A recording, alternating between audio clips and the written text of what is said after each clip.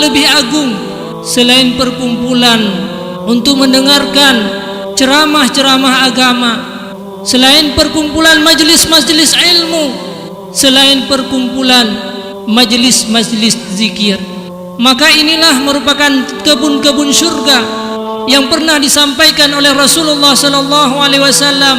Apabila kamu melewati sebuah kebun syurga, maka rebutlah, singgahlah pada kebun syurga itu. Sehingga para sahabat menanyakan, apa yang menjadi kebun syurga itu? Dan di mana kebun syurga di dunia ini? Inilah hilquz zikri, majalisul ilmi, tempat-tempat di mana ada diajarkan ilmu-ilmu agama yang bisa menyelamatkan manusia daripada persoalan besar, persoalan setelah kita mati nanti, persoalan di hari akhirat.